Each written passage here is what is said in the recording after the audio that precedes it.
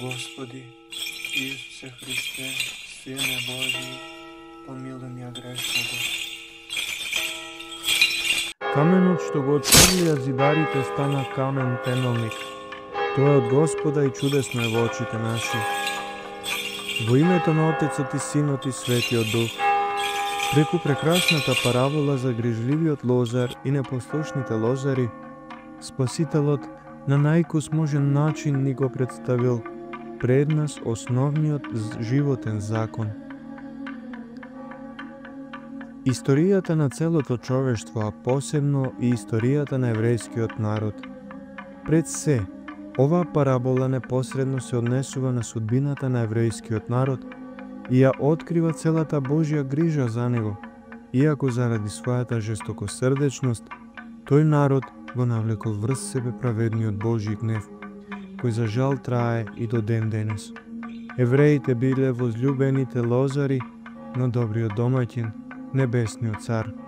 Дека тоа навистина е така, сведоштво ни е старозаветната историја, каде на секоја страница можеме да дојдеме до податоци колку многу Бог Отецот го возлюбил својот народ и на колку многу чудесни начини го избавувал од несреќите кои го снајдувале. Но, со доаѓањето на Спасителот, историјата се менува и тоа во премногу лоша насока за избраниот народ. Евреите го отфрлија Божјиот Син, Господ Исус Христос, и не го признаа за Спасител на човештвото. Токму за ова нивно отфрлање на Спасителот од нивната историја се однесуваат и споровите од денешното евангелско четиво. Каменот што го отфрлија зидарите стана камен темелник. Тоа е од Господа и чудесно е во очите наши. Крајаголниот камен на животот е Бог. Ако го отстранеме него од темелот, ќе се урне целото здание на нашиот живот. Тоа е така од Господа. Ете, тоа е законот на животот. И историјата на старозаветните народи, и историјата на народите од поново време, но и историјата на нашиот народ ни сведочи дека тоа е така. Господ Бог, великиот лозар, насадил прекрасен рај и во него го населил човекот да го чува и обработува рајот на убавините. Во тој рај Бог бил постојано со човекот, но човекот паднал преку непослушноста, па вечната радост и убавината на рајскиот живот во Божјото присуство биле заменети тешка работа и потни капки, а ретките радости биле измешани со страдања и гревот почнал да го зазема местото на доброто. Преку гревот смртта влегла во светот. Господ, великиот лозар, го предал лозјето на животот, односно земјата, во владење на човекот. Го заградил животот од смртта со надежна ограда со Божјиот закон и заповедите, за да не може ништо туѓо да го одземе човекот од Бога. А тука, во лозјето, Господ му ја дал на човекот и совеста како чувар, непоткуплив и постојано буден, која чува чистотата на душата.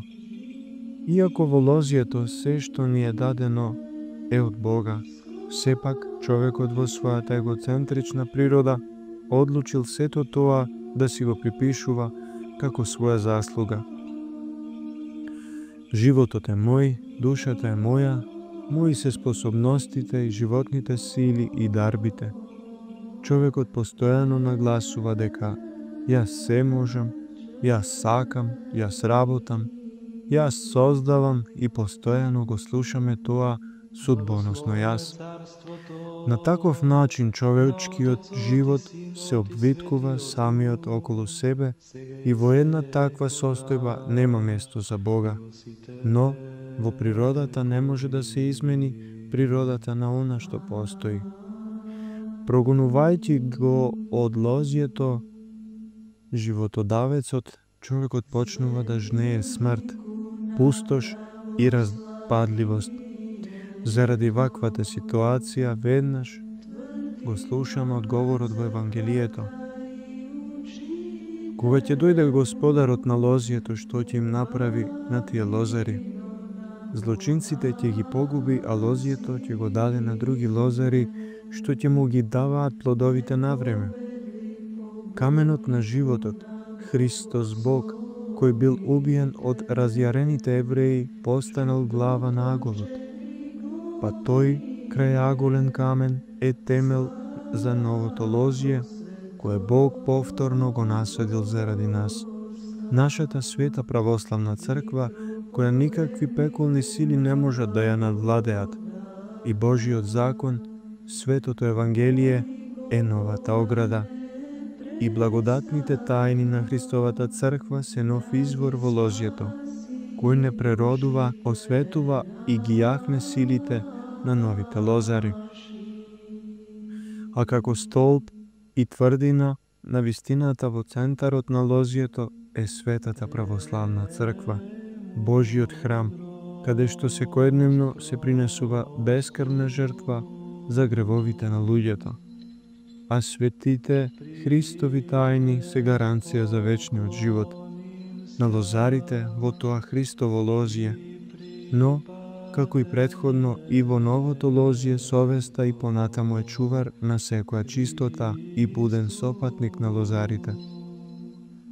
И покрај сите овие услови кои ни ги понудил нашиот Спасител, сепак ние и понатаму го чувствуваме праведниот гнев Божи и понатаму слушаме постојани вести за поплави, земјотреси и несреќи од секакви размери, војни, болести, епидемии, и постојано се запрашуваме зошто е тоа така и дали има одговор на сето тоа. Но дали некогаш сме погледнале сами на себе, дали сме погледнале во лозието на својата душа, зашто секому од нас Господ му подарил собствено лозие, кое навреме треба да ги принесе достојните плодови. Дали во нашето лозие го пуштаме да влезе Господарот на лозието, Бог, или пак постапуваме како неразумните лозари, кои го изфрлиле Господарот надвор и го убиле? Дали во нашето лозие се работи според Божите правила и заповеди? Имаме ли и најмал плод од нашето лозие, за кој слободно ќе можеме да кажеме дека е достоен да го принесеме пред Бога? Што ако не најдеме ништо од ова? Зарем во тоа не се состои одговорот на прашањето зошто и понатаму страдаме во овој свет, кога Бог ни дал се што е од корист за нашата душа и што води во вечниот живот. Иако нашата надворешност говори дека ние водиме православен живот, сепак кога ќе погледнеме во внатрешноста на собственото лозие, ќе сватиме дека сме пусти и осамени, дека нашето лозие е обраснато со трње и дека треба веднаш да почнеме со обработка, за да принесе плодови. Параболата понатаму ни раскажува како домаќинот на лозието, Бог ги испраќа своите слуги за да ги приберат плодовите на душата. Он ги праќа своите ангели, нашите чувари, чиј глас постојано одекнува во нашите души. Тие го раздразнуваат гласот на нашата совест, па ние постојано слушаме одговор за нашите постапки и мисли. Немој да живееш така, поправи се, оваа твоја постапка не е добра. Овој глас на совеста е се понагласен во моментите кога се наоѓаме во тешки искушенија, кога пред нас стојат одлучувачки моменти за крупни, но и за ситни постапки што треба да ги направиме во животот. И ако совеста не го послуша гласот на ангелот чувар, а одлучи да постапи поинаку, тогаш ние свесно ја отфрламе Божјата порака и правиме дела кои го понижуваат човечкото достоинство. Во една таква ситуација, како резултат на човечкиот цинизам, нам почнува да ни смета се што е свето и Божјо, се што е од корист за нашата душа, се што не укорува за безумните постапки, советува дека треба да се покаеме за престапот.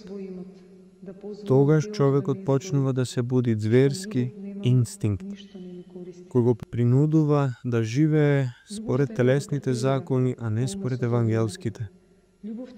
Душата се доведува до степен на самоуништување и во неа се зацарува слепотијата, која ја води кон неминовниот пропаст. Дека ова е вака, повторно ни сведочи Евангелието. Кога ги фатија неговите слуги, едниот го претепаа, другиот го убија, третиот со камења го засипаа. Тука настапува последната етапа на нашата состојба. Тотално безумство. Страшна е гледката кога ние не го слушаме гласот на ангелот чувар, гласот на нашата совест. Наследникот на лозието, Христос, е убиен, слугите Божите пратеници се убиени.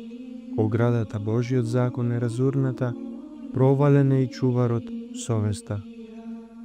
Затапено и точилото, добрите дела. И така, во поранешниот сад, на душата полека, но сигурно се зацарува смртта. Злото ги подсекува корењата, страстите го сушат зеленилото и се е доведено до распадливост. Зарем не е страшна таа гледка? Зарем не е ужасна состојбата на ваквата душа? Зарем не е трагична судбината на ваквиот човек? Затоа Господ ни ја раскажал ова парабола и ни ја предал во наследство. Таа има за цел секогаш да не подсетува дека крајаголниот камен, Христос Господ, никогаш не треба да го отстраниме од нашиот живот. Никогаш да не заборавиме дека Тој, основен камен на нашиот живот, е вистинскиот Бог. Секогаш да принесуваме пред Бога зрели гроздови, добри дела, од лозието на нашата душа, секогаш да живееме во Бога и со Бога. Отстранувајќи ги од нас своеволието и себичноста, постојано плашејќи се за секогаш да не ги загубиме вечниот живот и Царството Небесно. Амин. Господи Исусе Христе, Сине Божи, помилуй меня грешного.